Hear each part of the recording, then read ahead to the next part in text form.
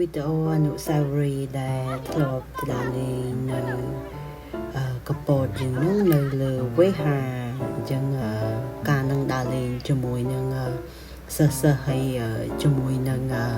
បងស្រីខ្ញុំគូសាគាត់ចឹងអូសប្បាយពេលហ្នឹងគិតអីនៅលើភ្នំភ្លៀងលំតក់ហ្នឹង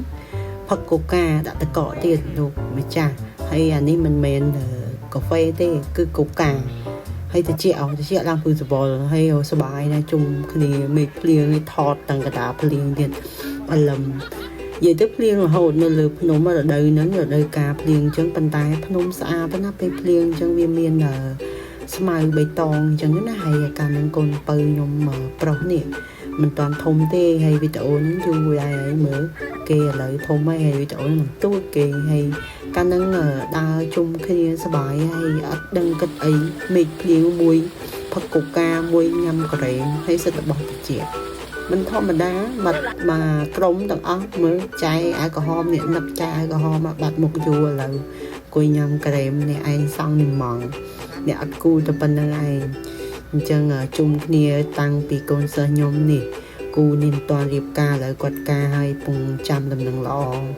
ហើយទៅជុំគ្នាមានណាមេឃភ្លៀងរហូតអូយសប្បាយហើយជិះម៉ូតូជុំគ្នាផុកពេលប្របាច់ប៉ុន្តែអនុស្សាវរីយ៍ចាំមិនភ្លេចទេហើយកម្រមានពេលវេលាដើរជុំគ្នាអញ្ចឹងម្នាក់ធ្វើការរៀងខ្លួនអញ្ចឹងណាហើយធ្វើការខុសគ្នាអញ្ចឹងនាំដាក់ថ្ងៃដាក់អីគ្នាត្រូវមានអ្នកខ្លះគាត់ធ្វើការតែលះបង់ថ្ងៃឈប់ដើម្បីធ្វើឲ្យបានជុំគ្នាអញ្ចឹងណាហើយជិះម៉ូតូបងប្អូនឯងទៅដើរលេងណាជួលម៉ូតូគឺជិះអញ្ចឹងសប្បាយ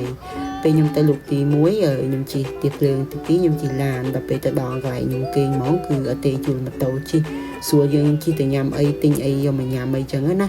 ហើយបានអ្នកដើរលេងត្រូវចិត្តគ្នាទៀតទាំងកូនសិស្សទាំងបងស្រីខ្ញុំគ្រួសារគាត់ទេណាពេលដើរលេងយើងចូលផ្សារទិញអីញ៉ាំស្អីក៏បានដែរញ៉ាំអីងាយស្រួលអញ្ចឹងណាយើងចូលផ្សារយើងទិញវ៉ាន់ដែលយើងចូលចិត្តញ៉ាំទៅហើយដាក់ញ៉ាំជុំគ្នាយើងសេវលុយដែរដើរលេងគ្នាជុំគ្នាអញ្ចឹងបើយើងមានកម្រោងសេវលុយឲ្យសុបាយទៀតហើយវាជាពេលវេលាវេនអនុស្សាវរីយ៍ដែលចងចាំមិនភ្លេចមិនតែនបំភ្លេចមិនបានគឺពេលហ្នឹងពេលយប់យើងគេងដមជុំគ្នាអញ្ចឹងណាហើយកន្លែងគេងនេះយើងគេងមានខែ8ហើយគេងជំអៀតគ្នាប៉ុន្តែគេឲ្យគេងដែរពេលហ្នឹងហើយនៅខាងក្រោមមានអាងហែទឹកយប់ឡើងយើងហែទឹកហែអីទៅមានកន្លែងបុកវិយាតាវិយាមានអីមានកន្លែងគេលេងហើយរបស់ញ៉ាំអីធូរថ្លៃទៀតប៉ុន្តែយើងជួលម៉ូតូមកស្រួលពេលយប់ឡើងយើងចេញទៅម៉ាតទិញអីយកមកញ៉ាំអីចឹងទៅហើយស្អែកឡើងទៅហាងកាហ្វេថតរូបផឹកកាហ្វេផឹកអីចឹងទៅម្យ៉ាងដែរតាមពេលដែលយើងជិះម៉ូតូហើយពេលឃើញវីដេអូនេះក្នុងទូរស័ព្ទប្តីទេប៉ុន្តែយកមកកាត់ទៅនឹកឃើញបងអើយចង់ដើរលេងទៀតប្តីថាកូននៅទូចណាស់តែឡាននៅទូចពេកចឹងចាំពេលកូនរៀងធំបន្តិចយើងទៅម្ដងទៀតបានថតឲ្យអ្នកទាំងអស់គ្នាបានមើលអញ្ចឹងណាហើយបានជិះម៉ូតូទៅវាសប្បាយយើងចង់ទៅណាទៅអីទៅណាទៅណីអីស្រួលអញ្ចឹងណាហើយពេលយើងទៅយើងជិះឡានទៅហើយជិះទីភ្លើងក៏បានដែរទៅដល់នោះយើងជួលម៉ូតូគេជិះអញ្ចឹងណាហើយវីដេអូខ្ញុំមានតែប៉ុណ្្នឹងឯងទុកជាអនុស្សាវរីយ៍ទៀត